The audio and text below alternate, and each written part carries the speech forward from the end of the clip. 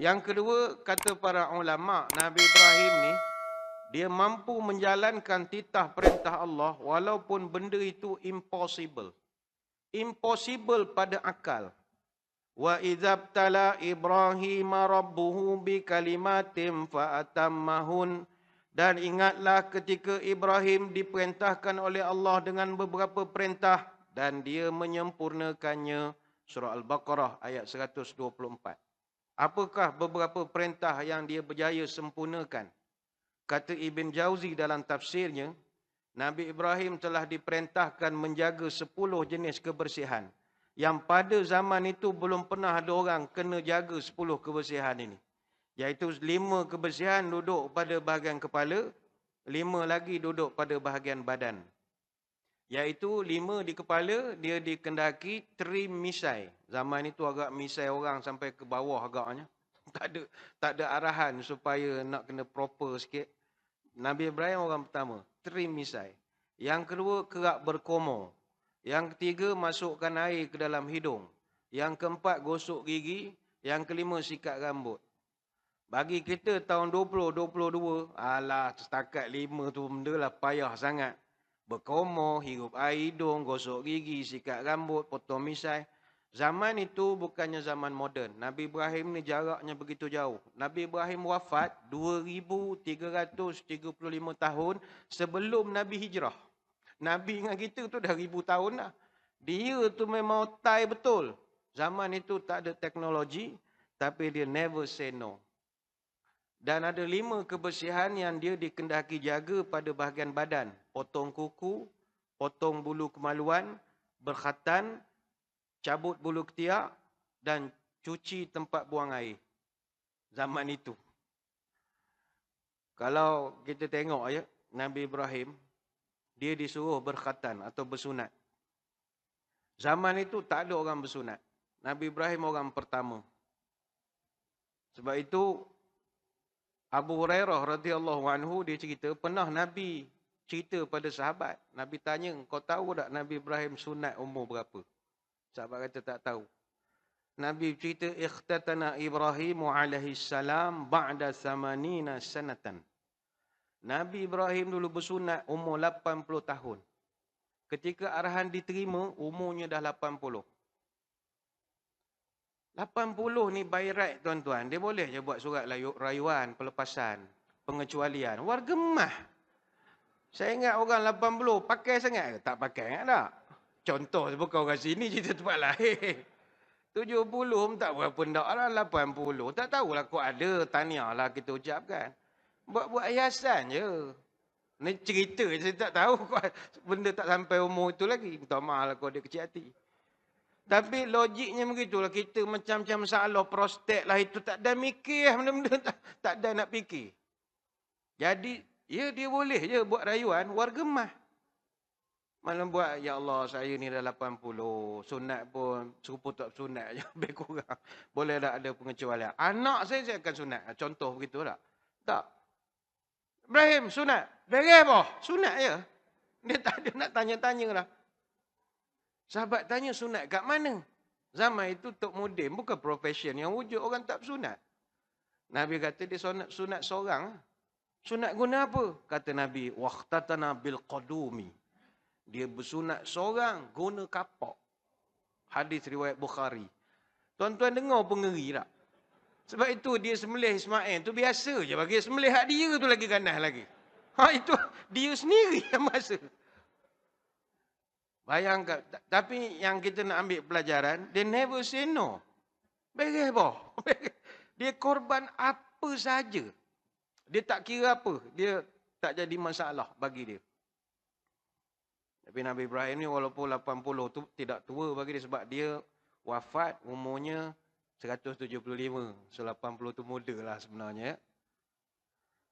Inilah Nabi Ibrahim. Cuma dalam kitab Taurat, disebutkan Nabi Ibrahim bersunat umur 99 tahun. Lagi senior lagi lah. Kalau Nabi Ismail disebutkan umur 13 tahun. Dalam eskatologi kita tak disebutkan Nabi Ismail itu bersunat bila. Dan inilah yang Nabi respect sangat kepada Nabi Ibrahim. Kata Abu Hurairah, al-fitratu khamsun, al-khitanu wal-ihtidad wa natful ibti wa qassus syarib wa taqlimul asfar. Mana-mana orang yang dia normal punya orang, dia mesti ada buat 5 perkara. Bersunat, cukur bulu kemaluan, cabut bulu ketiak, teri misai, potong kuku. Ini manusia normal. Kalau tak buat 5 perkara ni, something wrong. Kena makan ubat lah. Macam mana awak tak potong kuku? Something wrong. Yang hadis riwayat Bukhari. Nabi Ibrahim juga kata ulama, kepatuhannya kepada Allah tidak ada tolok bandingannya. Hingga kan dia sanggup menyembelih anaknya walaupun arahan itu datang dalam bentuk mimpi saja. Dia wahyu ni, dia ada SOP dia. Wahyu ni dia ada standard juga. Tuan-tuan, kita orang kerja kerajaan naik pangkat, surat mesti ada lilin. Dia ada kaedah-kaedah juga. Bukan boleh main WhatsApp-WhatsApp, okey, you naik pangkat lah 54 esok. Mana boleh begitu? Dia ada cara dia. Kita kena panggil, ambil surat, kadang MB bagi, kadang SF bagi. Ada protokol. Nak dapat berita, apatah lagi wahyu, ada protokol. Sebab itu Al-Harith bin Hisham radhiyallahu anhu, dia pernah tanya kepada Nabi, ya Rasul, kaifa ya'tikal wahyu? Bagaimanakah prosedur wahyu diturunkan kepadamu? Nabi jawab, ahyanan ya'tini mithla salsalatil jaras wa huwa ashadduhu alayya fayufsamu anni wa qad wa'aitu anhu ma qala. Nabi kata, wahyu ni ada macam-macam pesen. Ada masa dia datang dalam bunyi gemerincing loceng dan cara ini sangat berat untuk aku. Sehingga aku nak menerima tu berpeluh-peluh. Nak menerima. Walaupun dia bunyi dalam bentuk bunyi loceng saja. Ada masanya ahyanan yatamatsalu lil malak. Ada masa malaikat datang menyerupai lelaki. Fayukallimuni fa'i ma yaqul. Dia bercakap, aku faham. Aku bercakap, dia faham. Jadi wahyu ni dia ada standard dia. Maknanya mimpi mungkin SOP yang lah-lah sekali je. Sebab itu Nabi terima wahyu berat. Aisyah radhiyallahu anha pernah cerita, walaqad ra'aituhu yanzilu alaihi alwahyu fil yaumi syadidil barad. Saya pernah tengok Nabi terima wahyu ketika winter, musim sejuk di Madinah. Tuan-tuan yang pernah ke Madinah, Madinah kalau sejuk. Belah-belah dia punya sejuk dia kalau malam. Fayafsimu anhu wa inna jabinuhu la yatafassadu araqa. Tapi dalam keadaan sejuk itu aku tengok dahi Nabi berpeluh-peluh, bercucuran peluh. Sebab itu hargailah wahyu. Nabi kita terima bukannya macam dapat mesej dalam WhatsApp group. Dah, itu boleh sambil baring-baring je baca mesej. Nabi terima perit. Maka dalam kes Nabi Ibrahim, dia tidak terima dalam bentuk bunyi loceng. Dia tidak terima dalam bentuk datangnya Jibril memberitahu ente mesti mau sembelih anak. Tidak. Tapi dia bentuk mimpi saja. Falamma balagha ma'ahu sa'ya qala ya bunayya inni ara fil manami anni azbahuka fanzur madza tara.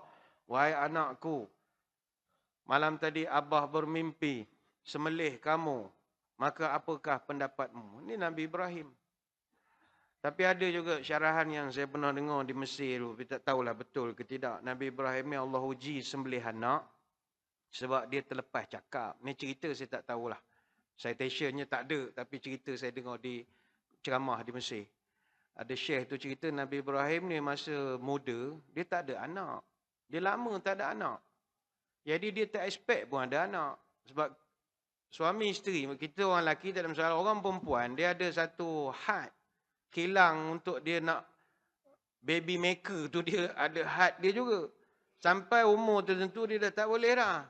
Dia panggil menopause. Tapi bagi orang lelaki-lelaki, dia tak ada menopause. Sebab lelaki-lelaki ni menopause. Lagi boleh sebut pisang, bolehlah dia beranak lagi. Tu syarat tu kata orang tu. Kalau tuan-tuan boleh sebut pisang, bolehlah ada anak. Kalau tak payahlah sebut pisang. Tak payah. Pakcik sebut pisang. Pisang tak ada lah tu. Pisang cheese goreng. Oh, itu boleh lagi tu. Semangat lagi. Jadi Nabi Ibrahim pun dia tak expect, isteri pun dah tak boleh apa-apa lagi. Jadi dia ni banyak kambing. banyak haiwan ternakan. Tiap-tiap tahun buat korban. Sebab korban ni ibadat tradisional sejak daripada Adam lagi. Dia pun buat korban. Sampai ada orang puji dia. Wah, hebat bos kita. Tak kedekut langsung. Berpuluh ekor sembelih. Tuan ni tak sayang ke kambing-kambing ni? Dia terlepas cakap. Aku ni jangankan kambing. Kalau kau ada anak, Tuhan suruh sembelih, aku sembelih. Dia cakap dia tak ada anak. Dan dia tak jangka pun dia akan dapat anak. Sekali dapat. Pulang paku buah keras lah. Boleh kau sembelih? Beres boh. Nak dapat tu dah lah susah. Dia never say no. Itulah Nabi Ibrahim.